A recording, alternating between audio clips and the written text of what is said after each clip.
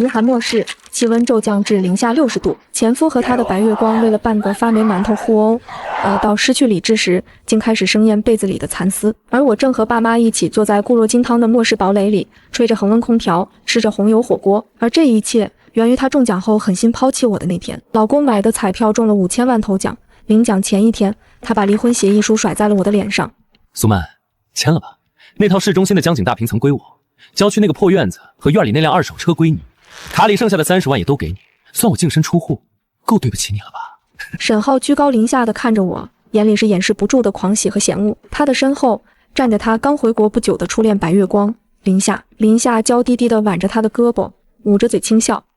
浩哥，曼曼姐也挺可怜的，要不你再多给她2万块钱打车费吧，毕竟郊区挺远的呢。看着这对狗男女得意洋洋的嘴脸，我死死掐住掌心，拼命压抑着喉咙里即将溢出的笑声。好，我签。我没有丝毫犹豫，拿起笔刷刷签下了自己的名字。沈浩愣了一下，似乎没料到我会这么痛快。他原本准备了一肚子 PUA 我的话，此刻全都卡在了嗓子眼里，憋得脸色通红。你别以为签了字我就会可怜你，这30天的冷静期里，你最好赶紧给我从这套房子里滚出去。放心，我今天就搬走。我冷冷地瞥了他们一眼，转身走进了卧室。他们以为我失去了即将到手的5000万阔太太生活，成了个可悲的弃妇。可他们根本不知道，距离那场席卷全球、气温骤降至零下60度的极寒末日，只剩下最后10天了。前世我并不知道沈浩中奖的事，死活不肯离婚。极寒降临时，我们3人被困在这套断水断电的江景大平层里。为了活命，沈浩和林夏撕破了伪善的面具，他们抢走了我千辛万苦找来的最后半块压缩饼干，然后联手将我反锁在了没有任何取暖设备的露天阳台上。我绝望地拍打着玻璃门，而沈浩则搂着林夏，坐在客厅的真皮沙发上，指着窗外冻得浑身青紫，绝望哀嚎的我笑得前仰后合。最终我被活活冻成了一座冰雕。这一世，老天爷让我回到了末日前10天。这江景大平层在末世里就是个高空冰棺，不保温，没法生活，一旦断电连口热水都喝不上。既然沈浩把它当成宝，那我就成全他，让他和他的白月光所死在这里。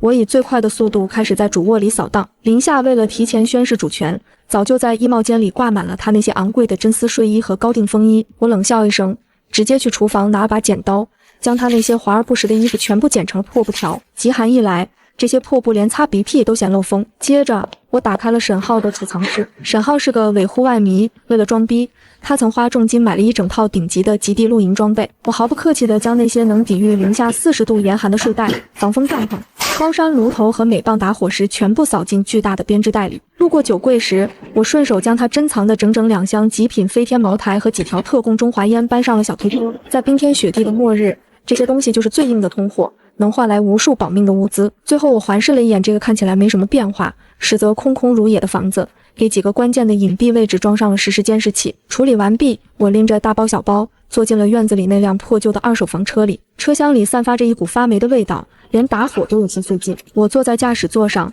并没有急着发动车子，而是掏出了手机。前世的惨痛教训告诉我，在绝对的极寒面前，30万根本不够塞牙缝的。想要把老家打造成坚不可摧的堡垒，想要囤积足够一家人挥霍的物资，这点钱远远不够。我深吸一口气，点开了手机里所有的银行 App 和网贷软件，借呗、微利贷、白条，各大银行的信用卡套现，甚至那些平时我连看都不敢看一眼、利息高的吓人的黑网贷平台，只要是能借出钱的地方，我毫不犹豫地全部点下最高额度，疯狂勾选同意协议。末日都要来了，谁还管什么征信？谁还管什么利息？叮，您的借记卡到账50万元。叮，您的房屋抵押急速贷转入200万元。叮，尾号7749卡收入人民币250万元。听着手机里不断传来的到账提示音，看着银行卡余额一路从30万疯狂飙升到了整整500多万，我冰冷的手脚终于有了一丝温度。有了这笔钱，我不仅能把老家武装到牙齿，还能把这辆破房车好好修整一番。我一脚踩下油门，破旧的房车发出一声剧烈的咳嗽，喷出一股黑烟，载着我和我刚刚借来的500万巨款，连夜赶回市郊的农村家里。凌晨2点，我一路颠簸回了半山腰的自家农家乐。听到动静，爸妈披着就外套警惕地推门出来。看清他们的瞬间，我推开车门扑进我妈怀里，泪如雨下。前世直到死在末日，我都未能再见他们一面。楠楠，大半夜的怎么了？我妈慌了神。我死死抓着他们的手进屋，反锁大门，捧着热水，我深吸一口气，将沈浩中5000万大奖出轨白月光，并将我扫地出门的事和盘托出，气得我妈痛骂那对狗男女。爸妈，这些都不重要了。我打断他们，语气前所未有的严肃。接下来我要说的是，你们可能觉得我疯了，但你们必须相信我。将10天后气温骤降至零下60度，末日降临，以及我如何惨死重生的事情，原原本本地说了一遍。屋内死一般的寂静，只有墙上的挂钟在滴答作响。短暂的死寂后，我爸红着眼眶沉声说：“哪怕只有1/1000的可能，爸妈也绝不让你再受那种苦。闺女，你说咋办，咱就咋办。”我妈没有说话，只是流着泪，死死攥紧了我的手。好，我擦干眼泪，掏出手机。我这里有30万的存款，但我用我的身份信息把所有能撸的网贷、信用卡全撸空了，现在卡里有整整530万。500多万？我爸瞪大了眼睛，差点被口水呛到。老两口开了一辈子农家乐，也没见过这么多现金。对，500万。我冷笑一声，10天后连银行的服务器都会被冻成冰渣，催收的电话根本打不进来。我们要用这笔钱，在10天内把咱们这栋小楼打造成固若金汤的末日堡垒。第二天一早，天还没亮，我们全家兵分3路，开启了疯狂的撒币模式。我爸负责房屋改造和能源，他直接联系了市里最顶级的工程队，砸下重金，要求3天内完工。整栋3层小楼的外墙被加装了20厘米厚的航空级保温层，所有的窗户全部换成了防爆级别的3层真空玻璃，里面还加塞了一层防风隔热膜。1楼的大门直接换成了银行金库级别的机械防盗门，连只苍蝇都飞不进来。至于取暖，我爸找关系买到了2台军工级的大功率静音柴油发电机，直接安在了地下室。不仅如此，他还租了3辆小货车，拉回来了整整50个大铁桶的0号柴油，外加10几吨无烟煤和成堆的果木炭。只要油和炭够，外面就是冰川时代，咱家也能热得穿短袖。我爸拍着胸脯保证，我妈则化身后勤部长，带着我直奔市里最大的农贸批发市场。有了500万的底气，我们买东西根本不问斤，只问吨。老板，这半扇猪肉我不要，我要30头杀好的整猪，对，全要排骨和五花。牛肉来2000斤，羊肉来1000斤，老母鸡杀好退毛，先来500只，鸡蛋鸭蛋各来100码，米面粮油那种50斤装的5常大米，给我来500袋。包筋面粉300袋，压榨花生油100桶。批发市场的老板们恨不得把我们供起来，我妈更是把她开农家乐的本事发挥到了极致。一回到家，我妈就在院子里架起了3口大油锅，刚出锅的炸酥肉、炸丸子、卤猪蹄、卤牛肉、卤肥肠、腊猪肉、风干鸡、熏排骨、4喜丸子、5香熏鱼，一盆盆一碗碗在长条桌上堆成了一座座肉山，散发着直冲天灵盖的浓郁之香。这些熟食被我分门别类地装进真空包装袋里，然后塞进我新买的10台商用级大冰柜中。妈，多做点带汤水的，极寒的时候喝口热汤比什么都强。我一边帮忙抽真空，一边叮嘱：放心吧，妈给你包了5000个猪肉大葱的饺子，还有你最爱吃的羊肉汤，我都熬成浓汤冻成块了，到时候加水一煮就能吃。我妈干劲十足，而我则负责最关键的生存物资和水源。极寒之下，水管必冻裂。我直接找厂家定制了5个容量惊人的304不锈钢保温水箱，足足占了半个院子，里面蓄满了干净的自来水和纯净水。随后，我驱车扫荡了本市最大的户外用品城，极地防寒服、石墨烯保暖内衣、零下50度睡袋，只要是最顶配的，所有尺码各给我来50套。自热火锅、军用单兵口粮、高热量巧克力、压缩饼干，把你们仓库搬空。多功能生存刀、工兵铲、防风打火机、净水片、大容量医药箱，全要。我开着租来的轻卡，一车一车的往家里运。短短5天，我们原本宽敞的3层小楼，1楼和地下室已经被塞得连下脚的地方都没有了。看着堆积如山的物资，我那颗悬在嗓子眼的心终于落回了肚子里。闺女，院子里那辆破房车咋办？我爸指着那辆停在角落里连打火都费劲的2手房车，占地方的很，要不我找个废品站卖了？我看着那辆破车摇了摇头，这可是我从沈浩手里合法分来的财产。不用卖，爸，那车虽然破，但好歹是个铁皮壳子，咱们买的那些无烟煤和木柴没地方放了，就全堆到那辆房车里吧，把它当个临时仓库用。我爸一听有理，立刻指挥工人把成袋的煤炭和木柴塞进了房车车厢，把这辆车塞得满满当当，连个落脚的缝都没留。此时的我根本没有想到，这辆被我当成煤渣房的破旧房车会在不久的将来成为我们在另一个更加恐怖的地狱中唯一活下去的希望。忙碌之余，我洗了个热水澡，舒舒服服地躺在铺着电热毯的床上，打开了手机里的监控软件，画面里沈浩那套千万级的大平层依然保持着常温。沈浩正穿着真丝睡衣，搂着穿着清凉的林夏，坐在沙发上喝着进口红酒，茶几上摆着他们刚点的高级日料外卖。沈哥，苏曼曼那个蠢女人真好骗，20万就把她打发了，这房子现在是我们的了。林夏娇滴滴地靠在沈浩怀里，一个乡下土包子，懂什么？等过几天拆迁款1个亿到账，我带你去欧洲扫货，让他在那个破农村里啃泥巴去吧。看着他们得意忘形的样子，我冷冷地勾起了唇角。笑吧，尽情的笑吧。极寒骤降，距离极寒降临仅剩几个小时，突然下起了暴雪。这天气真是邪乎了，刚入秋怎么就下起这么大的雪啊？我爸刚去院子里检查完发电机，搓着冻得通红的手走进来，我递给爸一杯刚倒好的热茶。爸，这雪只是个开胃菜，这是老天爷彻底冰封人间前最后的预告。话音刚落，客厅里一直开着的电视突然切断了正常节目，屏幕上弹出血红色的紧急插播字样，新闻主播的声音罕见的带着一丝颤抖，语速极快。市气象台发布最高级别红色预警，受史无前例的超强西伯利亚冷空气影响，我市已突发特大暴雪，预计1小时内气温将出现断崖式下跌，跌破历史极值，请广大市民立即停止一切户外活动，返回室内。滋啦一声，主播的话还没说完，一片突声，电视信号瞬间中断，变成一片雪花。随着外面电线杆被狂风压断的一声巨响，屋里的灯光闪烁了一下，瞬间熄灭，停电了。但仅仅过了不到3秒钟，嗡的一声低沉有力的轰鸣从地下室传来，我爸花重金购买的军工级柴油发电机瞬间自动无缝介入，全屋的灯光再次亮起，暖黄色的光芒将黑暗与严寒彻底驱散。大功率的电暖气和油汀开始全力运转，屋内的温度稳稳地停留在舒适的25度。这钱花的值，真他娘的值！话音未落，窗外骤然响起咔咔一响，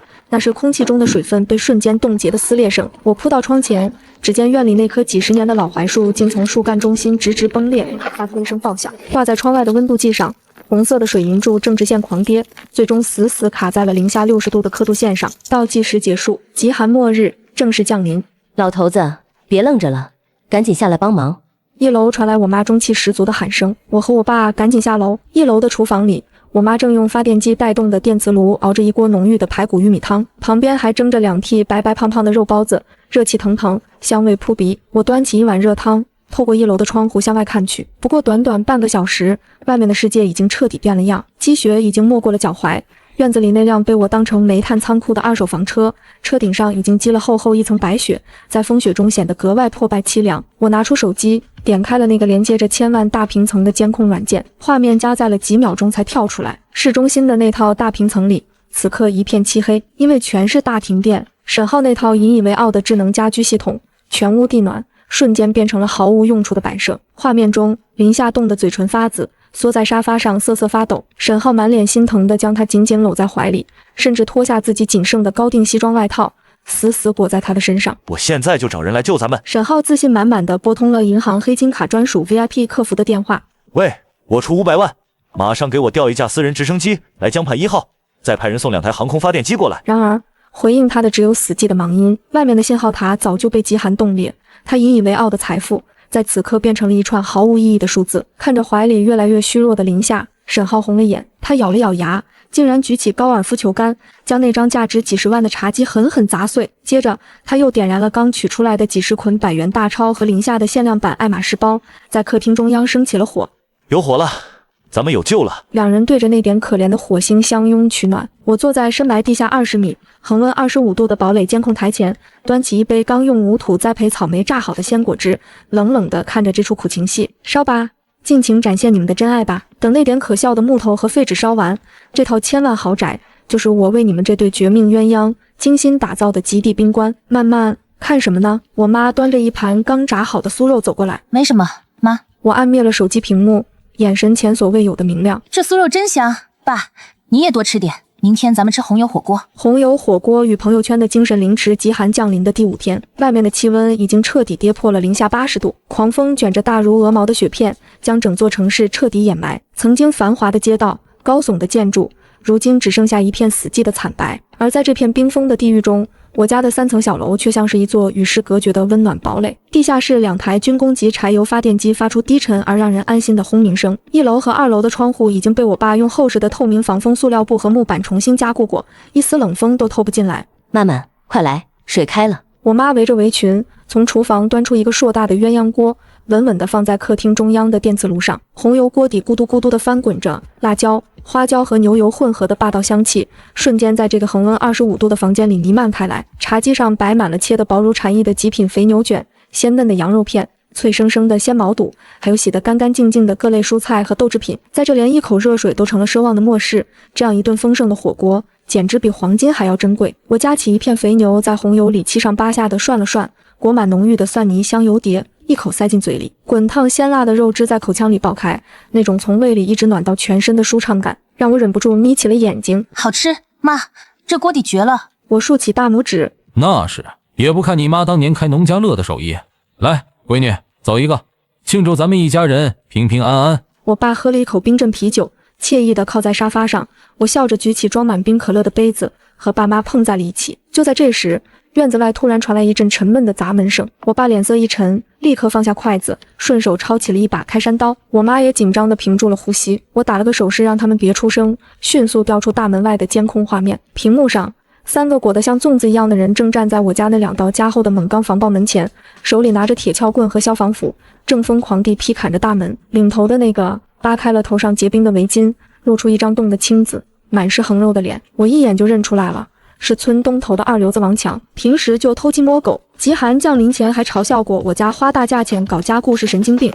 陈叔、苏曼曼，我知道你们在里面。王强一边砸门一边扯着破锣嗓子嚎叫，声音里透着疯狂的贪婪。我都顺着排风口闻到肉香味了，你们家吃火锅是不是？赶紧把门打开，分老子点吃的，不然等老子砸开门，弄死你们全家！他旁边的一个混混冻得直哆嗦，手里的撬棍都被震飞了。强哥，这门太邪门了，连个白印子都批不出来啊！放屁！再坚固也是个农村破房子，给我砸！看着监控里他们气急败坏又无能为力的滑稽模样，我冷笑一声，这可是银行金库级别的防爆门，就凭他们手里那几根破铁棍，砸到明年也砸不开。爸，别脏了手！我拦住准备去拿电锯的我爸，转身从沙发底下摸出那把气动式工业射钉枪，利索地接上便携式气瓶。我走到2楼隐蔽的射击孔前，拉开一点防爆挡板，将枪口对准了下方。王强，我冷冷的声音通过外部扩音器传了出去。我数3声，不滚就死。苏曼曼，你个小贱人还敢嚣张！等老子……王强的话还没说完，我毫不犹豫地扣动了扳机，一根10厘米长的工业钢钉带着破空声射穿了他那只正举着消防斧的手腕，死死地将他的手钉在了旁边被冻得硬邦邦的门柱上。惨叫声瞬间撕裂了风雪，王强疼得跪倒在地，鲜血刚涌出来就被极寒冻成了冰碴。另外2个混混吓得魂飞魄散，扔下工具，连滚带爬地往风雪里逃去，连他们的大哥都顾不上了。滚！我毫无温度地吐出一个字。王强惨嚎着，硬生生把手掌从钢钉上拔了下来，留下一地带血的冰块，连滚带爬地消失在白茫茫的雪夜里。我关上射击孔，拍了拍手，回到温暖如春的餐厅。没事了，来，爸妈，咱们接着吃。吃的差不多了，我放下筷子，拿起手机，对着沸腾的红油火锅和窗外呼啸的暴风雪，找好角度，拍了一张对比极其强烈的照片。照片里，热气腾腾的肉片和窗外那仿佛能冻结灵魂的冰天雪地，形成了极具冲击力的画面。我点开朋友圈，编辑了一段文字：外面风雪再大，也抵不过家里的一顿红油火锅。感恩。发送前，我特意在可见范围里勾选了仅审号可见。前世，他们霸占着我的房子，吃着我的口粮，却逼我冒着这样的大雪出去找物资，最后还把我逼死。这顿火锅就是我送给他们的第1道催命符。果然，朋友圈发出去不到3分钟，屏幕上就弹出了沈浩的视频通话请求。我冷笑一声，慢条斯理地抽出一张纸巾擦了擦嘴，按下了接听键。屏幕闪烁了一下，沈浩那张脸出现在画面里，吓了我一跳。仅仅5天时间，那个平日里西装革履、自诩社会精英的男人，此刻像刚从坟墓里爬出来的恶鬼。他眼窝深陷，脸色呈现出一种濒死般的青紫色，嘴唇干裂的全是血口子。他身上裹着7、8件皱巴巴的夏装，头上还滑稽的顶着那条真丝床单，整个人在屏幕里抖得像个筛子。慢！沈浩带着浓浓的哭腔：你在哪儿？你为什么还能吃上火锅？我把手机摄像头稍微转了转，让他更清楚地看到桌子上的火锅。我当然在老家啊。不可能，你家那个破平房怎么可能这么暖和？沈浩死死盯着屏幕里的火锅，喉结疯狂滚动，口水混合着鼻涕流到了下巴上，都浑然不觉。这就不劳你费心了。我欣赏着他绝望的丑态。你那个千万级的大平层住得还舒服吗？不是中彩票了，怎么不拿钱去买点煤炭烤烤火呢？听到我的嘲讽，沈浩终于崩溃了。曼曼老婆，我错了，我真的错了。他对着屏幕开始疯狂扇自己巴掌，痛哭流涕。我不该跟你离婚，我不该找那个贱人，求求你告诉我你在哪儿，我去找你，我以后给你当牛做马。我快冻死了，我3天没吃东西了，求你给我留口汤吧。看着他这副摇尾乞怜的狗模样，我心中没有一丝怜悯，只有报复的快意。你不是说有钱就能买到一切吗？我一字一顿地说，那就用你的钱去地狱里买你的命吧。祝你们这对狗男女在活棺材里长长久久。说完，我毫不犹豫地挂断了视频，顺手将他拉黑。转过头，我打开了连接着大屏层的隐藏监控软件，画面里沈浩看着被挂断的手机，呆滞了几秒钟，随后发出一声嚎叫，他猛地将手机砸在墙上，摔得粉碎。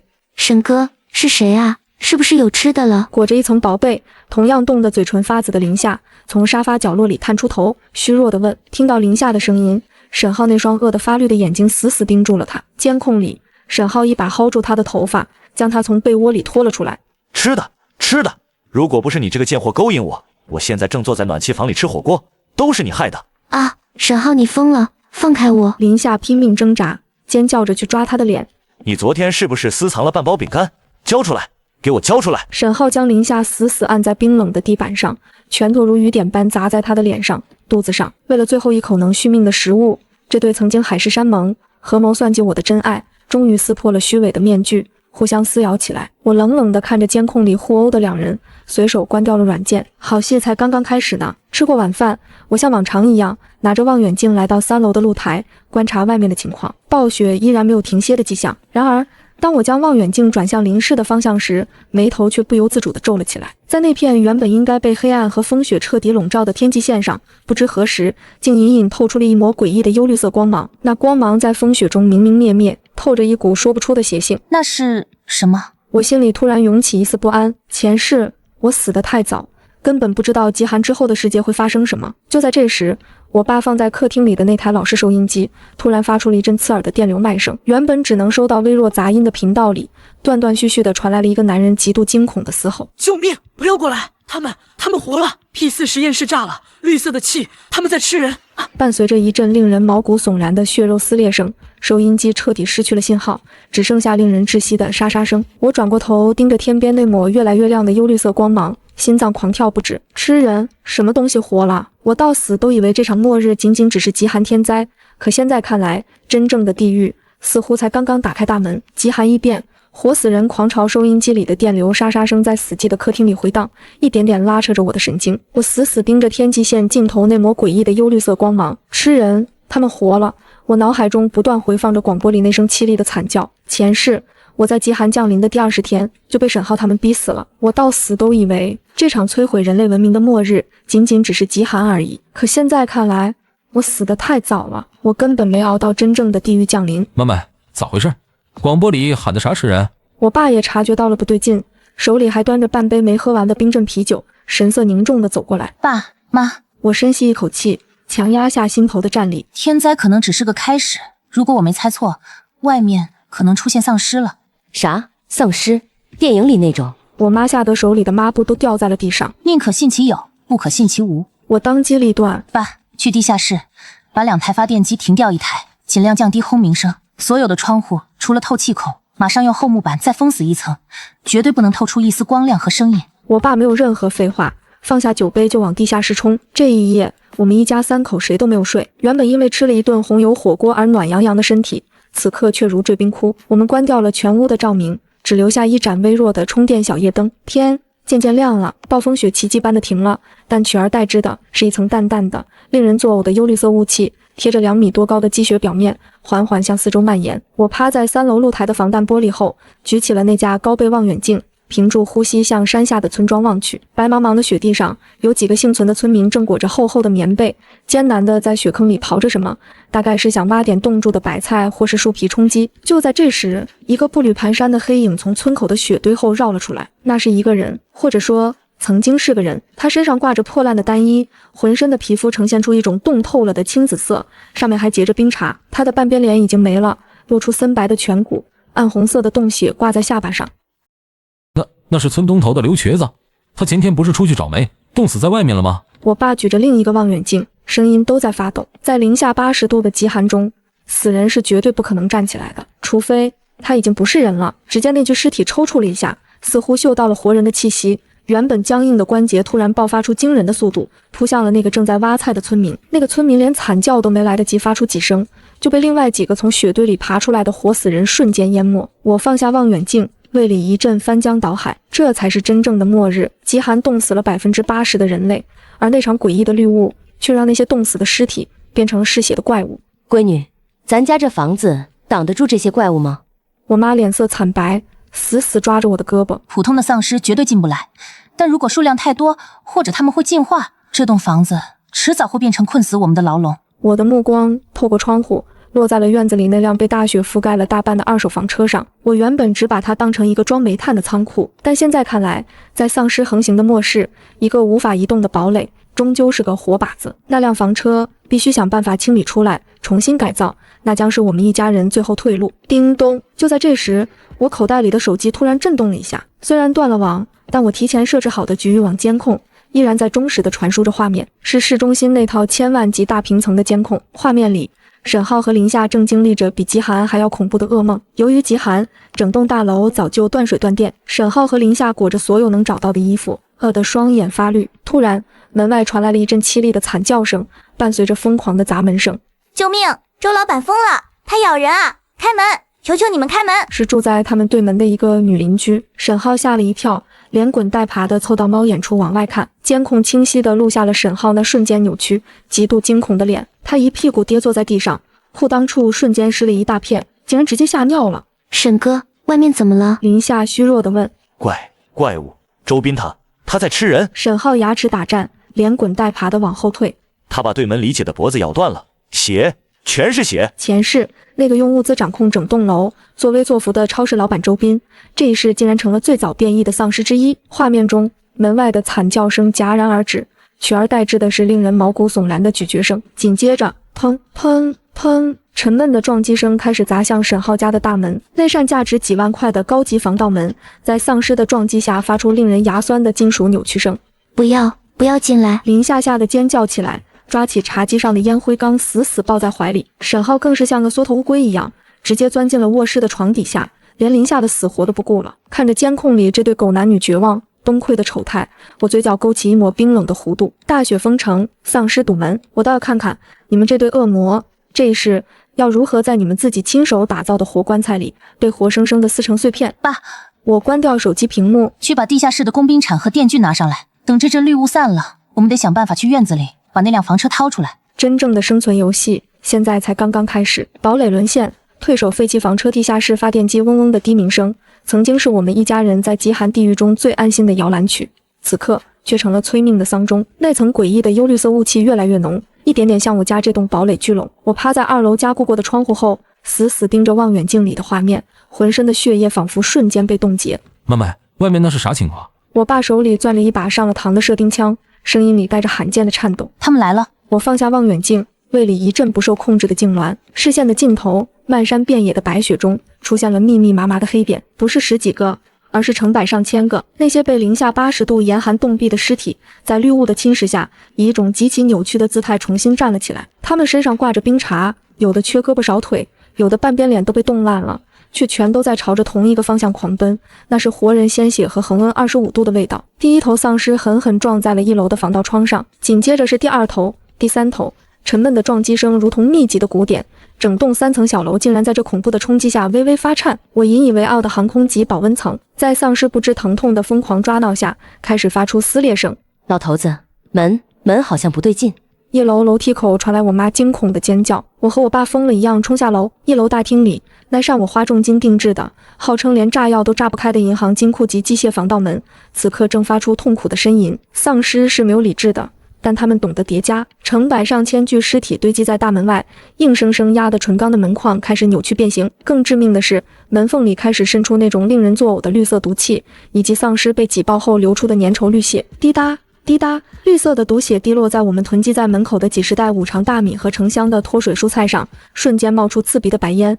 包装袋被腐蚀出一个个大洞，里面的粮食迅速发黑腐烂。我的粮食，我的肉啊！我妈眼眶通红，下意识地想冲过去抢救那些她辛辛苦苦炸好的酥肉和丸子。妈，别过去，有毒！我一把死死抱住我妈的腰。完了，这栋耗资数百万、固若金汤的末日堡垒，防住了零下80度的极寒。却防不住这不合常理的生化狂潮。一声震耳欲聋的巨响，防盗门上方的一大块承重墙终于承受不住成吨的重压，轰然碎裂，厚重的钢门向内倒塌。刺骨的寒风夹杂着浓郁的绿雾和令人作呕的腥臭味，倒灌进原本温暖如春的客厅。几十头面目狰狞的丧尸嘶吼着，踩着同伴的尸体滚了进来。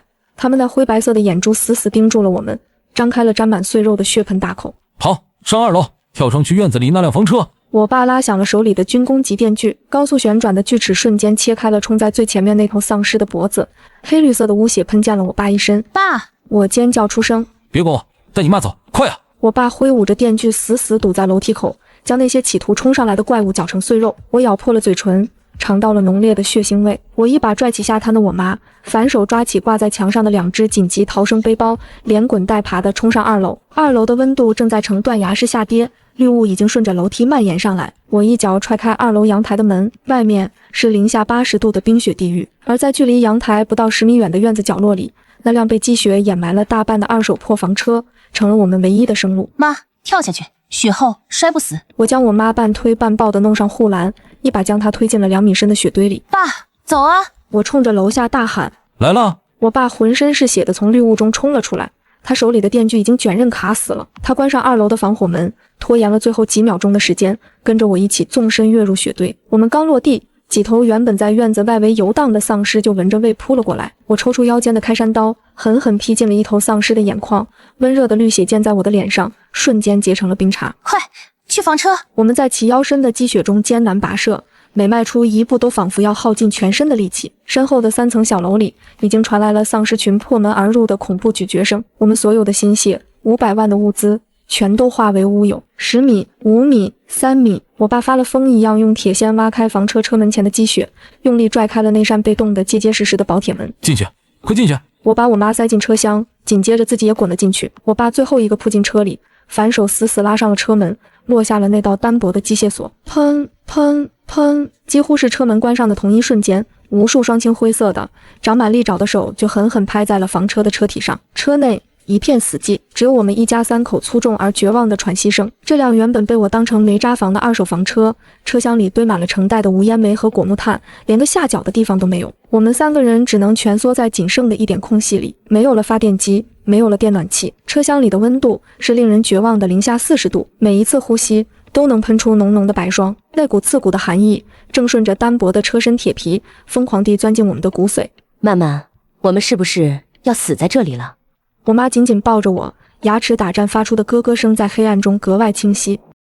车窗外，丧尸尖锐的指甲疯狂刮擦着玻璃，发出令人头皮发麻的刺耳声响。透过贴着防窥膜的车窗，我能清晰地看到那些贴在玻璃上被挤压的变了形的恐怖脸庞，以及他们嘴里流出的绿色毒涎。我摸黑从逃生背包里掏出一个防风打火机，借着微弱的火光看向车厢里堆积如山的无烟煤。爸妈，别睡！我的声音沙哑。咱们有煤，有这层铁皮，只要这辆破车还没散架，我就算把这车烧成一个大火炉，也绝不让这些怪物啃咱们一口。系统觉醒，万伏高压的雷霆反杀玻璃碎裂声在狭小冰冷的车厢内被无限放大。那扇贴着防窥膜的车窗终于承受不住外面成百上千头丧尸的疯狂挤压，蛛网般的裂纹瞬间爬满了整块玻璃。慢慢往后退。我爸双眼血红，一把将我和我妈护在身后，手里死死攥着那把卷刃的开山刀。哪怕他知道在这零下40度的极寒中，面对外面那群不知疲倦带着剧毒绿雾的怪物，这把刀根本无济于事。伴随着一声闷响，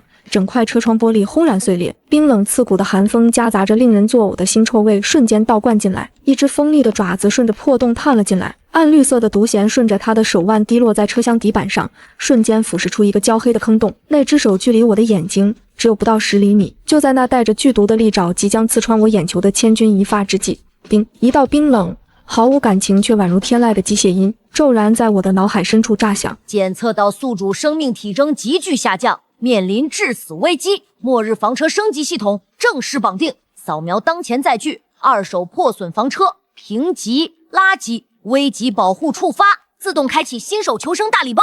丁，获得 SSS 级重装形态重构万伏高压防御网，智能恒温生态舱改造即刻开始。一切都发生在电光火石之间，我甚至还没来得及消化脑海中的声音，一股无法用科学解释的庞大能量瞬间以我为中心，轰然席卷了整辆破旧的房车。一声低沉的轰鸣声从车底爆发，原本堆满车厢，让我们连腿都伸不开的几百袋无烟煤，竟然在一阵刺目的白光中瞬间消失不见。系统提示音闪过，检测到初级燃料，已自动收入次元燃料库。紧接着，令人震撼的一幕发生了，原本薄弱的铁皮瞬间被厚重泛着冰冷金属光泽的暗黑色复合装甲所取代，车厢内部的空间以肉眼可见的速度向外延展，原本逼仄的二手房车眨眼间变成了一座宽敞、充满未来科技感的移动堡垒。这是怎么回事？我爸妈被这神迹般的一幕震得跌坐在宽大柔软的真皮沙发上，目瞪口呆。一阵微风拂过，原本零下40度能把人血液冻僵的极寒瞬间消失无踪。智能恒温生态舱启动，车内亮起温暖柔和的护眼灯光，温度稳稳地停留在最舒适的25度。然而外面的丧尸并没有因为车体的变化而停止攻击，那只伸进来的丧尸爪子因为车窗的瞬间重构被死死卡在了装甲缝隙里，外围更多的丧尸闻着活人的味道，疯狂地扑向这辆焕然一新的黑色巨兽。丧尸群发出震耳欲聋的咆哮。我站在温暖如春的车厢中央，看着全景屏幕上密密麻麻的丧尸，嘴角缓缓勾起一抹嗜血而疯狂的冷笑。系统启动万伏高压防御网。我轻声吐出几个字：指令收到，万伏高压防御网启动。这不是雷声，而是电流撕裂空气的恐怖爆鸣。刹那间，整辆 SSS 级重装房车的表面爆发出比太阳还要耀眼千百倍的幽蓝色电弧，万伏高压瞬间笼罩了方圆10米内的所有空间。那只卡在车窗缝隙里的丧尸爪子，连同它外面的躯体，在接触到蓝色电弧的瞬间，连惨叫都没来得及发出，直接在极致的高温下碳化。紧接着是趴在车体上的第2头、第3头、第100头丧尸。这根本不是战斗，这是一场单方面的毫无悬念的无情屠杀。高压电弧无情地舔舐着每一个敢于靠近的怪物，那些在极寒中坚硬如铁，连电锯都难以轻易切开的丧尸躯体，在万伏高压面前脆弱的连纸都不如。焦臭味甚至无法穿透房车的顶级过滤系统，我只能通过全景屏幕静静地欣赏着这场视觉盛宴。短短不到10秒钟，原本将我们逼入绝境，几乎要了我们一家3口性命的丧尸狂潮被彻底清空。房车周围10米内只剩下一圈厚厚的冒着黑烟的丧尸骨灰，再往外，那些还没有靠近的丧尸似乎感受到了某种源自本能的绝对恐惧，竟然停下了脚步，冲着房车发出不安的低吼，却再也不敢越雷池半步。慢。我爸咽了一口唾沫，手里的开山刀当啷一声掉在地上，看着眼前不可思议的一切，声音都在发飘。这到底是啥玩意儿？我深吸了一口车内带着淡淡松木香气的温暖空气，转过身看着惊魂未定的父母，眼中闪烁着前所未有的明亮光芒。爸妈，我走到宽大的全景控制台前。咱们家那套500万的别墅没了。我顿了顿，指向屏幕外那些正在风雪中退缩的丧尸，语气中透着一股睥睨天下的霸气。但从今天起，我们有了一座真正的末日移动堡垒。碾碎尸潮，血色公路狂飙，我没有过多解释系统的事，在这崩坏的末世，能活下去就是最大的真理。就在这时，全景监控屏幕上突然闪烁起刺眼的红光，虽然附近的丧尸被万伏高压瞬间清空，但刚才那震耳欲聋的雷霆爆鸣声，以及房车重构时散发出的强光，在这死寂的极寒黑夜中，简直就像是一个巨大的指路明灯。屏幕边缘，远处的风雪和绿雾中出现了更多密密麻麻的红点，整个村庄，甚至连邻村那些被冻死的人，全都在绿雾的催化下尸变了。他们正拖着僵硬的残肢，踏着2米多深的积雪，疯狂地朝我们家这处院子涌来。他们又来了，闺女，咱们怎么办？我妈看着屏幕上那些面目狰狞、嘴角流着绿涎的怪物，吓得声音都在发抖。怎么办？我冷笑一声，大步走到充满未来科技感的驾驶室，一屁股坐进了那张包裹性极强，甚至还带着加热按摩功能的驾驶座上。我双手死死握住那泛着冰冷金属光泽的方向盘，眼神中闪过一丝疯狂与嗜血。爸妈，坐稳了。我按下中控台上那颗猩红色的启动按钮， SSS 级重装房车的隐藏动力核心瞬间爆发出恐怖的推背感，整辆车仿佛拥有了生命，在原地发出低吼。系统切换全地形履带模式。指令收到，底盘重构中，全地形破冰履带已部署完毕。我毫不犹豫地将档位推到底，右脚一脚将油门狠狠踩死，重达数十吨的黑色钢铁巨兽猛地窜了出去。挡在前面的是我家那堵耗资10几万、用钢筋混凝土浇筑的院墙，伴随着一声震耳欲聋的巨响，院墙瞬间4分5裂，碎砖和钢筋被撞得漫天飞舞。刚冲出院子，迎面就撞上了第一波赶到的尸潮，几十头丧尸张牙舞爪地扑向车头，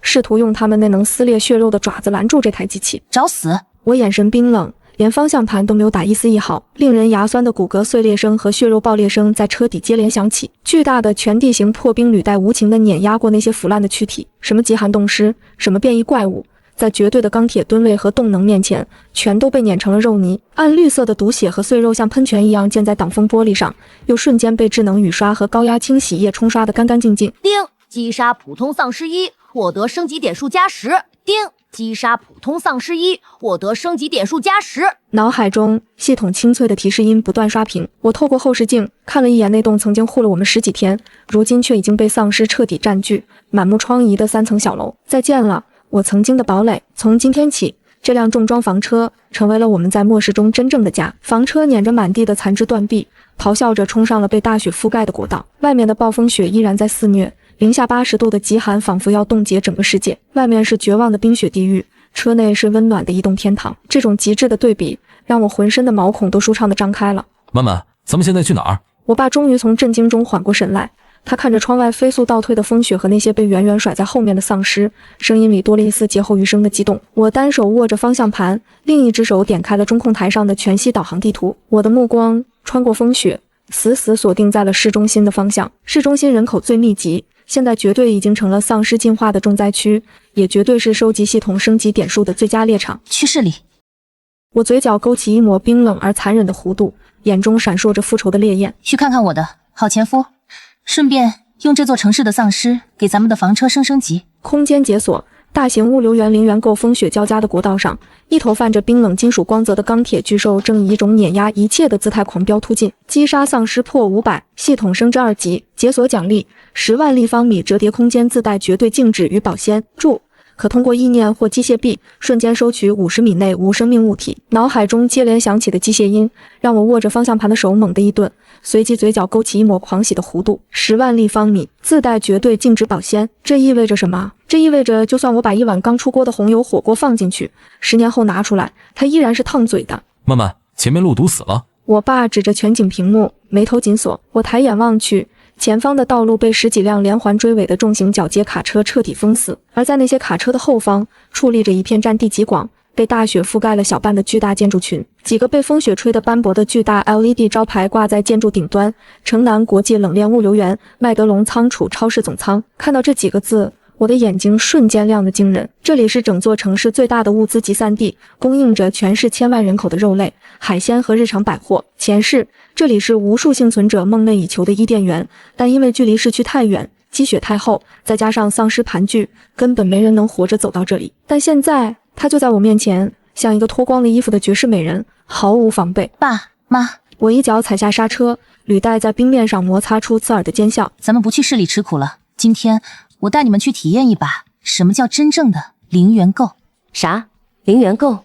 我妈还没反应过来，我没有废话，直接操控房车，将车头对准了物流园那扇紧闭的、足足有5米高的重型防盗铁门。系统动力输出最大化。SSS 级重装房车发出一声咆哮，数十吨的恐怖动能瞬间爆发。那扇号称连卡车都撞不开的重型铁门，在房车的撞击下，如同纸糊的一般，瞬间4分5裂，轰然倒塌。巨大的动静惊醒了物流园内游荡的丧尸，成百上千穿着蓝色工作服、浑身结满冰碴的丧尸，嘶吼着从各个仓库的阴影里扑了出来，涌向我们的房车。找死！我冷笑一声，连高压电网都懒得开，直接一脚油门踩到底，履带疯狂碾压，残肢断臂和暗绿色的毒血漫天飞舞。系统提示音在我脑海中疯狂刷屏，升级点数蹭蹭往上涨。我驾驶着房车碾碎了尸潮，直接撞开了1号超级冷库的大门。刚一进去，我爸妈就倒吸了一口凉气。巨大的冷库里，因为极寒天灾的降临，原本的制冷设备虽然停了，但大自然成了最好的冰柜。一排排高达10几米的重型货架上堆满了成吨的物资：澳洲 M9 和牛、新西兰整羊、俄罗斯帝王蟹、挪威三文鱼，一箱箱，一垛垛，一眼望不到头。我的老天爷啊！我爸咽了口唾沫，手里的烟都掉在了地上。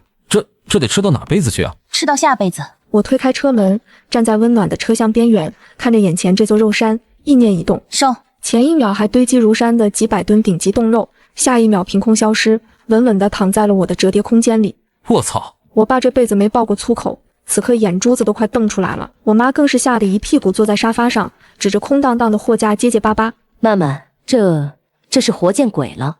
妈，这是神仙显灵，专门来奖励咱们家平时多行善事的。我随口扯了个谎，眼神却无比狂热。坐稳了，这还只是开胃菜。我重新关上车门，驾驶着房车在这个庞大的物流园里横冲直撞。2号仓库，几万吨的五常大米、特级面粉、非转基因大豆油，收。3号仓库，成箱的脱水蔬菜、军用罐头、自热火锅、各类调味品，收。4号仓库，御寒衣物、极地睡袋、无烟煤、发电机组，甚至还有几十罐工业级的液化气，统统给我收。最后，我开着房车直接撞进了那个占地数万平米的仓储超市总仓，巧克力、薯片、可乐、卫生纸，甚至是那些平时舍不得买的昂贵护肤品和名酒，我连看都不看，只要在50米范围内，直接开启吸尘器模式，疯狂席卷。整个过程不到2个小时。这个原本能养活半座城市的100亿级物流园，现在全都被塞进了系统那巨大的折叠空间里。看着系统面板上那长长的一串物资清单，我靠在真皮座椅上，长长的吐出了一口浊气，爽，太他妈爽了。闺女，我妈看着全景屏幕上被洗劫一空的巨大仓库，声音里带着一种做梦般的飘忽感。咱们现在是不是成世界首富了？首富算什么？我冷笑一声，将房车掉了个头，履带碾碎了几只企图靠近的丧尸头颅。我的目光穿过风雪，死死盯住了市中心的方向。房车升级与火力试炼，离开被洗劫一空的物流园，我的 SSS 级重装房车像一头吃饱喝足的暗黑巨兽，在零下80度的风雪中国道上平稳地推进。车厢内，我妈正在厨房区用钢陵园购来的顶级 M9 和牛肩牛排，黄油的香气混合着黑胡椒的辛辣，勾得人馋虫直冒。我爸则舒舒服服地躺在按摩椅上，手里端着一杯82年的拉菲，看着全景屏幕外呼啸的风雪，时不时咂巴一下嘴。而我一边单手握着方向盘，一边看着系统面板上高达12500的升级点数，嘴角压不住的上扬。这世界就是这么魔幻，前世为了半个发霉的馒头被人活活逼死，今生我开着恒温25度的移动堡垒，坐拥10万立方的100亿物资。慢慢，前面有情况。我爸猛地坐直了身体，连红酒洒在真皮座椅上都顾不上了。我抬眼看向屏幕，前方的跨线桥入口处被人用几辆废弃的重型卡车和成堆的沙袋死死堵住，形成了一个人工路障。而在路障后方，10几个穿着厚重破烂冬装，手里拿着自制砍刀和钢管的男人，正探头探脑地盯着我这辆造型夸张的重装房车。领头的一个男人即使裹得像个粽子，我也一眼认出了他脸上那道从眼角贯穿到下巴的狰狞刀疤。刀疤里，这人是附近出了名的狠角色，平时就跟着那个超市老板周斌为非作歹。如今极寒降临，秩序崩塌，他已经彻底变成了一条杀人不眨眼的恶犬。我握着方向盘的手指瞬间收紧，骨节泛白。就在这时，雷达屏幕的边缘再次闪烁起刺眼的红光，不是普通丧尸，在刀疤里那群人的后方，风雪中冲出了3头体型极其夸张的怪物，他们身高将近3米，浑身的肌肉撑破了衣服，皮肤呈现出一种死灰的青色，四肢着地，在雪地上疯狂跳跃，速度快得惊人。叮，检测到2级变异体，狂暴猎杀者，危险等级高。妈的，快把路障扒开一点，那几头怪物追上来了！屏幕里传来刀疤里惊恐的变调嘶吼。原来这帮孙子不是专门在这里设卡，而是被变异丧尸追杀，慌不择路逃到这里的。看到我的房车，刀疤里带着几个手下疯狂地冲着我挥舞钢管。车里的人马上把门打开，让我们进去，不然老子砸了你这破车，把你们全扔出去喂丧尸！砸我的车！我看着屏幕里那张恶心至极的脸，冷笑出声。系统打开升级面板。叮，升级面板已开启，当前可用积分12500点，消耗积分，给我加装最高级别的火力系统，再把底盘的履带给我强化到极致。我的声音冷酷得如同死神。扣除8000积分，兑换车顶全自动连发重弩，扣除3000积分，兑换动力装甲履带强化包。时装改造完成，伴随着一阵机械咬合声，房车的车顶装甲向两侧平滑展开，一架造型狰狞、闪烁着幽蓝色金属光泽的双联装重型连发弩机缓缓升起，弩机上2排合金弩箭已经上膛，箭头上闪烁着危险的红光。此时，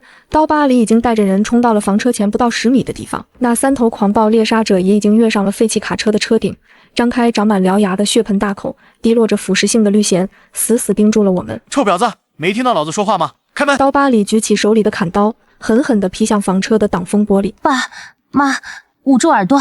我看着外面的跳梁小丑，手指轻轻按下了操作杆上的红色开火键。送你们下地狱！轰鸣瞬间撕裂风雪，全自动重弩以每秒10发的射速倾泻出死亡弹雨，高爆燃烧箭锁定3头变异丧尸，粗壮的合金箭头在他们的脑腔内轰然炸裂，3团火球在半空中炸开，刚才还不可一世的狂暴猎杀者直接被炸成了焦黑碎肉。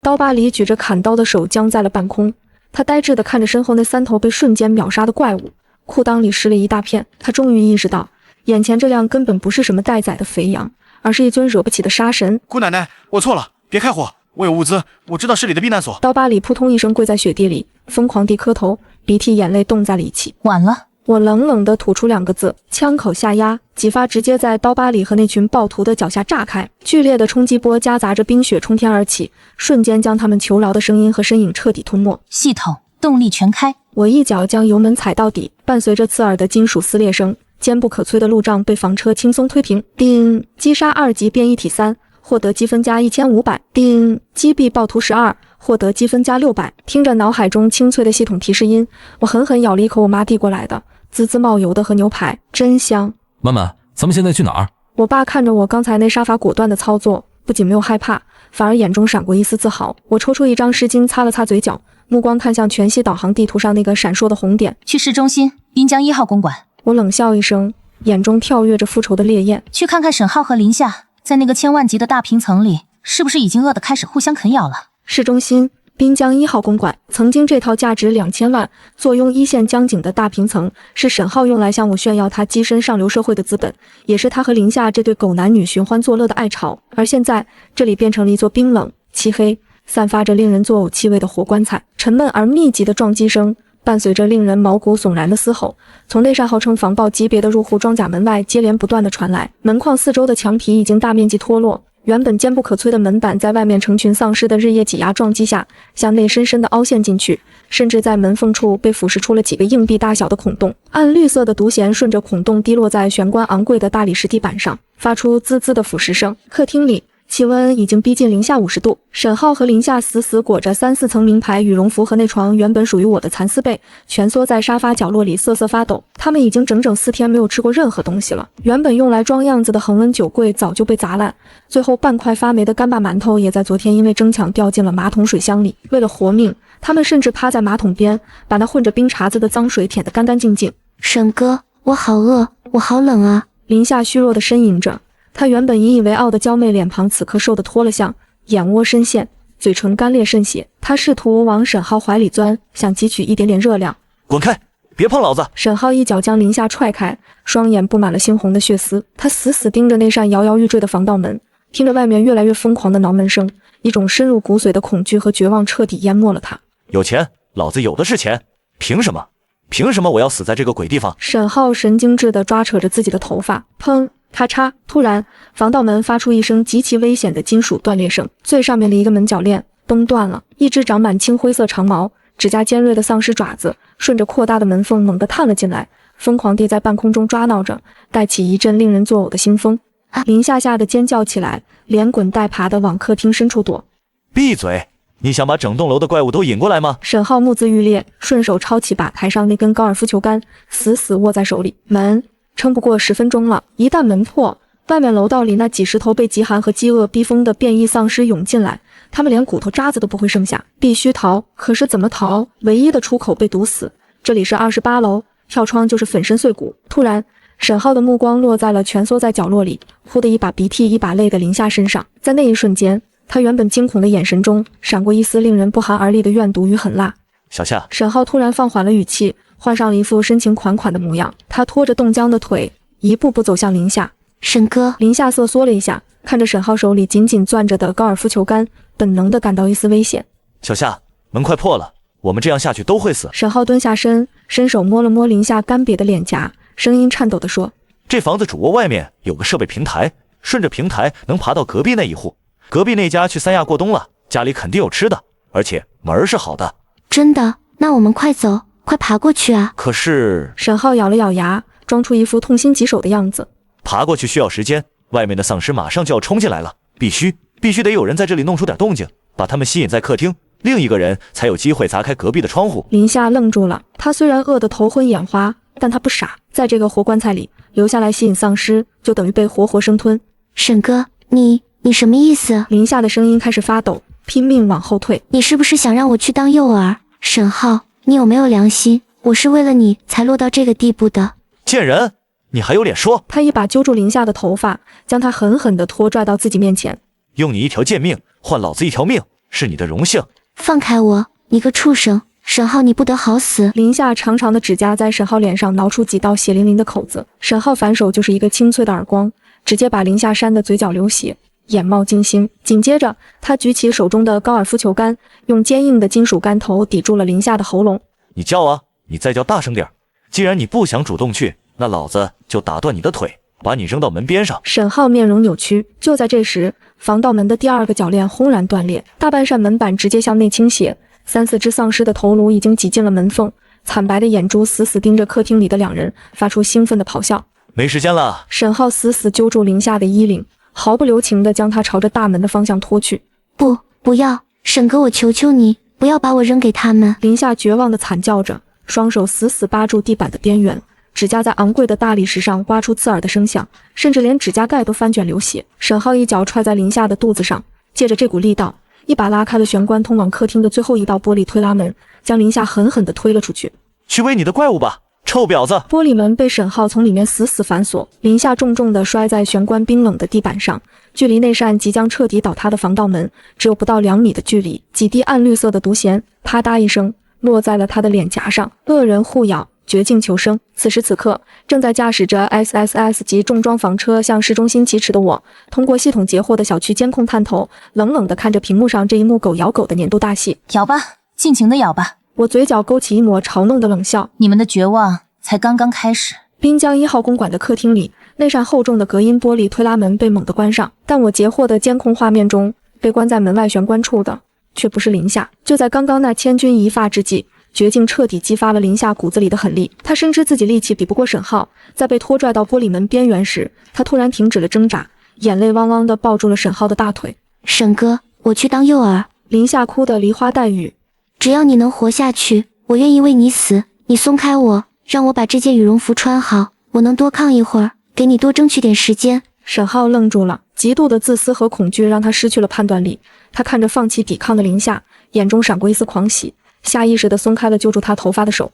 好，小夏，你放心，我以后每年清明都会给你多烧点纸。沈浩假惺惺地退后半步，准备拉开玻璃门把他彻底推出去。就在他双手离开林夏，身体重心后倾的那一刹那，林夏眼底的柔弱瞬间化作了令人胆寒的怨毒与疯狂。他从地上窜了起来，屈起膝盖，用尽全身的力气狠狠地顶在了沈浩的胯下。沈浩发出一声凄厉惨叫，眼珠子都快凸出来了，双手捂着下半身，本能地攻成了大虾。去死吧，你这个畜生！林夏尖叫着，双手猛地推在沈浩的胸口，顺势一脚狠狠踹在他的肚子上。沈浩本就饿得头重脚轻，加上剧痛，整个人直接向后仰倒，重重地撞向了那扇已经破开大洞的防盗门。门外拥挤的丧尸群正愁挤不进来，突然迎面撞上了一大块新鲜的血肉，7、8只长满青灰色长毛、指甲尖锐的爪子瞬间穿过门洞，死死地抓住了沈浩的衣服、头发和皮肉。不，小夏，救我，拉我一把！沈浩拼命挣扎着想要爬回客厅，但身后的力量大得惊人，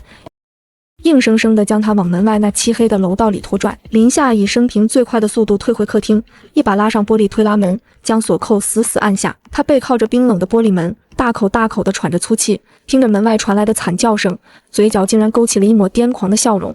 沈浩，你不是说你的命比我金贵吗？那你去喂他们啊！呵呵。此时，坐在 SSS 级重装房车驾驶室里的我，透过全息屏幕冷冷地看着这一幕。全自动咖啡机刚刚磨好了一杯热气腾腾的瑰夏咖啡，浓郁的香气在恒温25度的车厢内弥漫。我端起咖啡，惬意地靠在真皮座椅上。门外，沈浩的半个身子已经被拖出了防盗门。啊，我的腿，我的腿！一只变异丧尸一口咬穿了他的大腿动脉，暗红色的鲜血瞬间喷涌而出，溅在了玄关的大理石地板上。血腥味彻底刺激了尸潮，更多的丧尸扑了上来。慢慢救我，我有钱。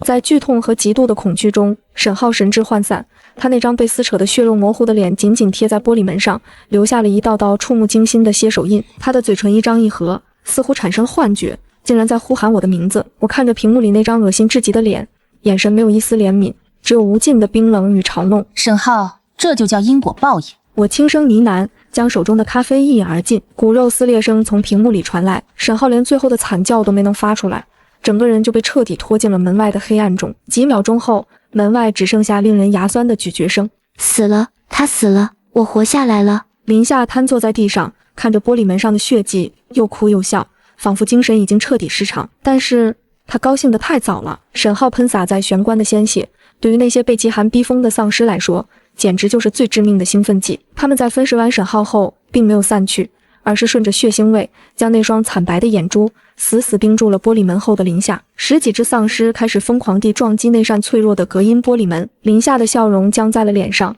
他惊恐地往后爬，试图寻找藏身之处。普通的家用玻璃怎么可能挡得住进化后丧尸的疯狂撞击？伴随着一声清脆的碎裂声，整扇玻璃门轰然炸碎，碎玻璃砸在林夏的身上。不要过来啊！林夏凄厉的尖叫声划破了冰冷的客厅，黑压压的丧尸群瞬间将他淹没，鲜血染红了那张曾经价值10万的真皮沙发，也染红了沈浩用来装点门面的名贵地毯。叮，检测到宿主心境产生巨大波动，精神力获得永久性提升。叮，因果闭环完成，执念消除，额外奖励升级点数加5000。脑海中系统的提示音清脆悦耳，我看着全息屏幕上彻底变成一片血色地狱的画面，长长的吐出了一口浊气。胸口那块自重生以来就一直压抑着的巨石，终于在此刻轰然粉碎。前世的血海深仇，今日彻底得报。我抬手关掉了监控画面，将目光重新投向车窗外那漫天飞舞的暴风雪。曼曼，市里还续吗？我爸在后面切了一盘刚洗好的车厘子递过来，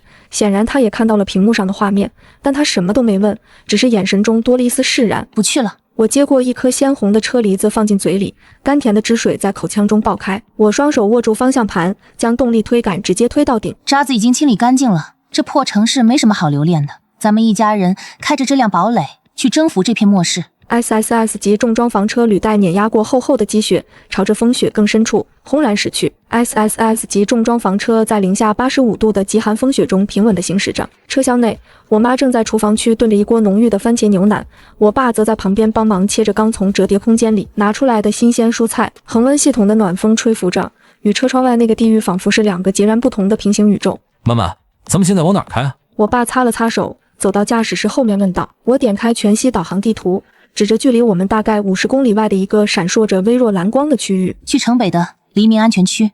去那儿干嘛？咱们车里吃的喝的够吃几辈子了，还去跟那些难民结？我爸有些不解。爸，咱们当然不是去避难的。官方安全区虽然条件艰苦，但那里汇聚了全市幸存的顶尖科研人员和军工设备。我想给房车升级更高级的核动力引擎和激光武器，光靠杀普通丧尸攒积分太慢了，我需要去安全区搞点特殊图纸和高阶晶核。在这末世，我不做蝼蚁，要做就做那个掌控一切的执旗者。就在这时，全景雷达突然爆发出一阵极其刺耳的最高级别红色警报，整个驾驶室的灯光瞬间切换成了危险的猩红色。怎么回事？我爸妈被这突如其来的警报声吓了一跳，连锅里的汤勺都掉在了地上。我猛地坐直身体，死死盯着雷达屏幕。屏幕上代表房车的绿色光点正前方，原本应该是空旷的高速公路跨江大桥，此刻却被一片密密麻麻的深红色光点彻底覆盖，数量不是几百，也不是几千，而是几万。我倒吸了一口凉气，透过房车前方的全景防弹玻璃，远处的风雪中，地平线已经变成了一条蠕动的黑线。随着房车的推进，那条黑线迅速放大，那是无数穿着破烂冬装、浑身挂满冰霜的丧尸，他们密密麻麻地挤在宽阔的跨江大桥上，发出震天动地的嘶吼声。而在尸潮的中央，我还看到了几十头体型庞大的变异巨丧尸，甚至还有几只在半空中盘旋的变异古鸟。这是一场史无前例的超大型丧尸潮，他们显然是被安全区散发出的活人气息吸引，正在向城北集结，而我的房车刚好一头撞进了他们的必经之路上。曼曼，这太多了，咱们快掉头吧。我妈吓得脸色惨白，双腿都在打颤。掉头晚了。我看着后视镜，不知何时，后方的风雪中也涌出了大量的丧尸，我们已经被彻底包围了，退无可退，那就不退。系统，给我调出所有可用积分。叮当，前可用积分21500点，消耗所有积分，开启房车终极防御模式。给我把火力系统和装甲系统拉到极限。我对着空气疯狂怒吼，扣除2万积分，终极防御模式启动，超合金刺甲部署，10万伏特电网超载，重弩升级，地狱火6管加特林机炮，等离子切割刃功率最大化。我的 SSS 级重装房车瞬间膨胀一圈，原本平滑的黑色装甲表面弹出了无数根半米长的锋利合金倒刺，10万伏特高压电弧在车身表面疯狂跳跃，发出噼里啪啦的恐怖声响。车顶上那架狰狞的6管加特林机炮缓缓升起，黑洞洞的枪管直指前方的尸骸。爸妈，坐稳了。我一把将动力推杆推到最顶端，履带在冰面上摩擦出刺眼的火花。今天咱们就从这10万尸骸里趟出一条血路。数十吨重的钢铁巨兽狠狠地扎进了黑压压的丧尸狂潮中，接触的一瞬间，最前面的几百只丧尸瞬间被恐怖的动能撞成了血雾，尸潮彻底暴动了，无数丧尸扑向房车，试图用爪子和牙齿撕开这层钢铁外壳。10万伏特的高压电网瞬间发威，那些刚一接触到车身的丧尸连惨叫都没发出来，就瞬间被电成了焦炭，冒着刺鼻的黑烟被履带无情地卷入车底。底盘的等离子切割刃像绞肉机的刀片一样疯狂旋转，将一切靠近的残肢断臂搅成肉泥。暗绿色的毒血甚至将车窗玻璃都糊满，又被雨刷器狠狠刮开。开火！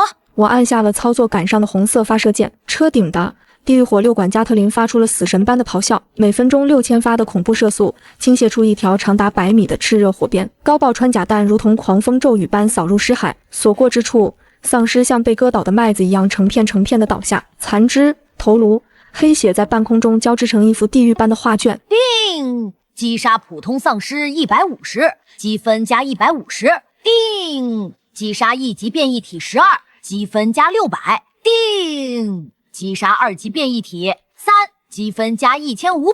系统提示音在我脑海中疯狂刷屏，我的双眼因为极度的兴奋而充血通红，但尸潮的数量实在太庞大了，杀了5000，还有5万，杀了1万，还有9万。一头体型足有4米高的巨型力量型丧尸，顶着加特林的扫射，咆哮着撞在了房车的侧面装甲上。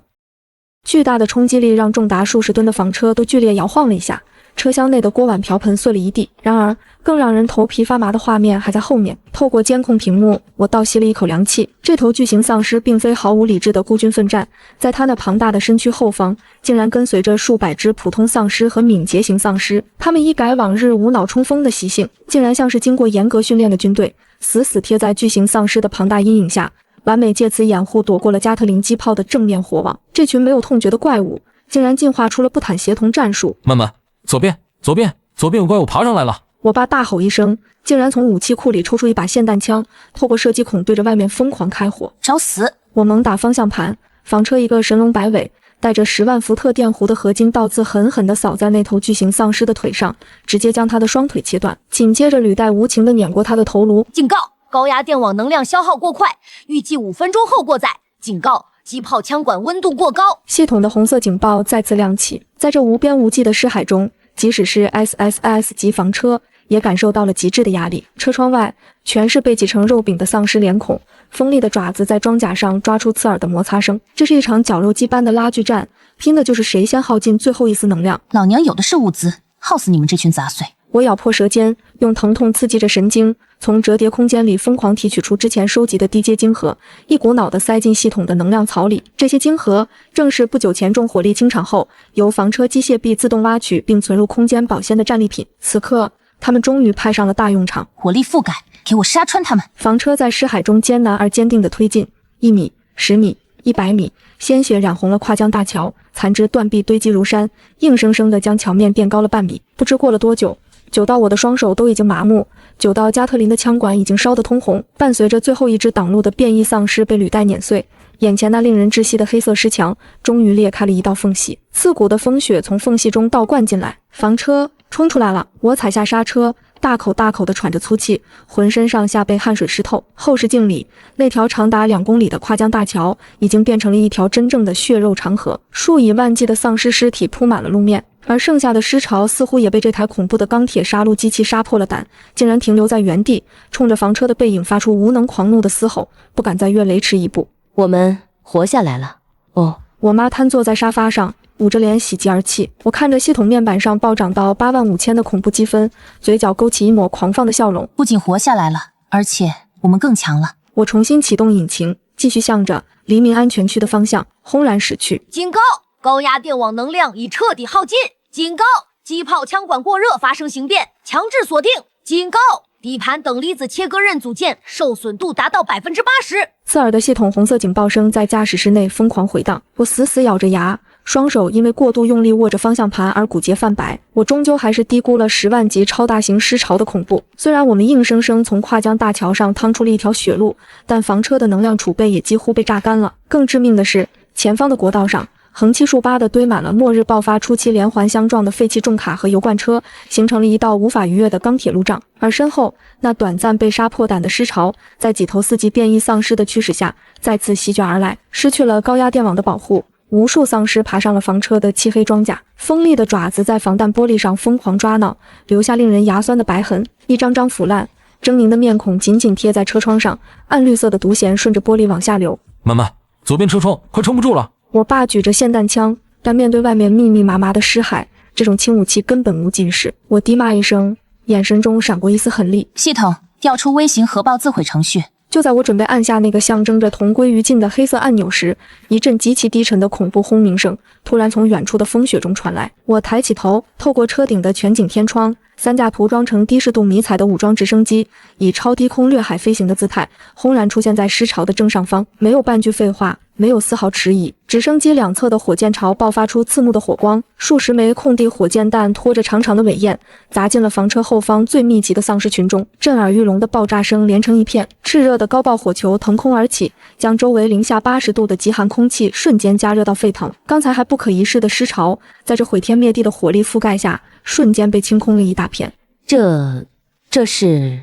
我妈呆呆地看着天空，连呼吸都停滞了。还没完，我死死盯着全景雷达，原本密密麻麻的红点外围突然出现了大量象征着友军的金色光点，正以极快的速度推进。前方挡路的废弃重卡路障突然被一股排山倒海的力量直接撞飞。风雪中，两头庞然大物露出了狰狞的真容，那是2辆披挂着重型反应装甲的 99A 主战坦克，他们的履带无情地碾碎冰面和路障，开火。隐约间，我似乎听到了坦克内部传来的怒吼，一发高爆榴弹带着撕裂空气的尖啸，直接命中了一头试图冲向房车的巨型力量型丧尸。紧随其后的是10几辆04A 型步兵战车和猛式装甲突击车，粗长的弹道在昏暗的雪原上交织成一张密不透风的死亡火网。那些进化出坚硬骨甲的2级、3级丧尸，在这绝对的火力压制面前，瞬间被撕成碎片。这是真正的降维打击。我坐在我那辆引以为傲的 SSS 级重装房车里，看着外面这摧枯拉朽的一幕，内心的震撼无以复加。在末世里，我以为我的系统房车已经足够无敌，但在国家机器真正的钢铁洪流面前，个人的力量依然显得如此渺小。不到10分钟，原本将我们逼入绝境的10万尸潮就被屠戮殆尽，剩下的几千只丧尸四散奔逃，随后被步兵战车一一清理，满地都是焦黑的尸体和燃烧的残骸。房车的车载无线电突然发出一阵电流声，紧接着一个沉稳的男声在驾驶室内响起：这里是东部战区黎明安全区特别救援装甲营，前方的黑色重型房车，请注意，你们已脱离危险，请关闭所有武器系统，保持原地待命，接受核查。我紧绷到极致的神经终于放松下来。系统解除防御模式。我打开了车内的通讯麦克风。收到，感谢救援。在东部战区装甲营的重兵护送下，我的 SSS 级重装房车缓缓驶入了黎明安全区。高耸入云的钢铁防线，荷枪实弹的巡逻哨兵，以及高墙内那虽然破败却井然有序的幸存者营地，无一不彰显着国家机器在末世中依然坚挺的伟力。但此刻，整个安全区高层的目光都没有放在那些难民身上，而是死死地盯着我这辆黑色巨兽。长官，扫描结果出来了，这辆车的装甲材质地球上根本不存在，而且它内部蕴含的能量反应甚至超过了我们的一座小型核电站。一名科研军官看着手中的平板，声音都在发抖。我打开车门，穿着一身干净利落的极地作战服，踩着军靴，从容地走下车。迎接我的是安全区的最高指挥官，一位肩扛将星、眼神如笋的铁血老将。苏小姐，感谢你在跨江大桥上为我们分担了1/3的尸潮压力，你的这辆车简直是个奇迹。老将军目光灼灼，我淡淡一笑，直接切入正题。将军，我不喜欢拐弯抹角，我来安全区是来做交易的。我打了个响指，身后房车的侧面装甲缓缓展开，露出了里面恒温保鲜的储物舱。当那一筐筐带着露水的鲜嫩翠绿的蔬菜，一闪闪还冒着热气的新鲜排骨，以及几箱在末世前都价格不菲的进口车厘子展现在众人面前时，周围那些身经百战的军官们喉结集体剧烈地滚动了一下。在这个连一块发霉的压缩饼干都能引发血案的极寒末世，这些东西比黄金还要贵重1万倍。我需要安全区内城最高级别的 S 级居住权，一套带独立安保的别墅，以及绝对的自由。我看着老将军，语气平静。作为交换，我每个月可以向军方提供10吨的新鲜蔬菜和肉类，并且我可以向军方科学院开放部分房车外挂装甲的图纸。老将军深吸了一口气，毫不犹豫地伸出戴着白手套的右手。成交！黎明安全区欢迎你们的加入。3年后，极寒依旧肆虐，但在黎明安全区的内城核心区，却是一片温暖如春的景象。曼曼，这新培育的抗寒西红柿长得真好，晚上妈给你做番茄牛腩。我妈站在别墅恒温花房里，笑眯眯地剪下一颗红彤彤的西红柿。我爸正坐在摇椅上，喝着我从空间里拿出来的顶级大红袍，看着父母安详的侧脸，我嘴角勾起一抹由衷的微笑。就在这时，基地中央那座沉寂了许久的巨型广播塔突然发出了刺耳的电流声，紧接着，一个激动到变调的男声响彻了整个黎明安全区，甚至盖过了城墙外呼啸的风雪。成功了，同胞们，我们成功了！科学院第一批曙光1号丧尸病毒疫苗和特效解药已经通过最终临床测试，不仅能完全免疫病毒感染，还能对中低阶丧尸造成致命的基因崩溃。随着这声通报，整个安全区先是陷入了死一般的寂静，随后爆发出掀翻穹顶的欢呼声和痛哭声。我妈手里的剪刀吧嗒一声掉在地上，捂着嘴泣不成声。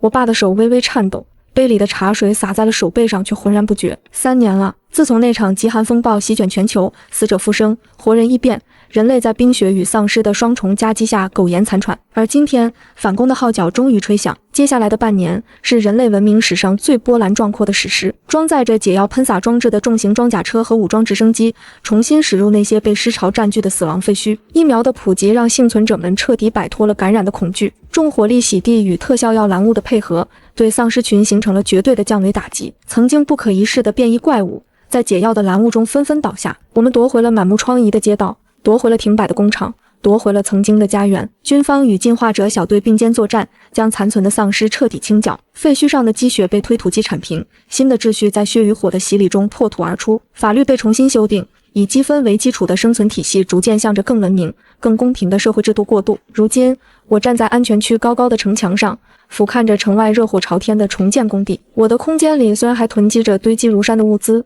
但我知道总有一天他们会失去用武之地，因为这片土地正在重新孕育生机。回首这场漫长而残酷的末日，它带走了太多，也改变了太多。它像是一场残忍的自然筛选，狠狠地扇了自诩为万物之灵的人类一记响亮的耳光。它让我们明白，在浩瀚的自然和未知的宇宙面前，人类曾经的傲慢、贪婪与无休止的索取是多么的愚蠢和可笑。灾难无情地剥开了文明华丽的外衣，暴露出了最丑陋的恶，但同时它也在血与冰的淬炼中激发出了人类最坚韧的善。曾经为了一口发霉面包互相残杀的同类，如今正并肩扛起重建家园的钢筋。曾经被金钱和权力扭曲的价值观，在废墟中重塑成了对生命的敬畏与互助。曼曼，看什么呢？回家吃饭了。城墙下传来了我爸中气十足的喊声：“来了！”我拢了拢大衣，迎着末世后第一缕真正温暖的朝阳，大步向着家的方向走去。凛冬已至尽头，人类的赞歌终究是勇气的赞歌。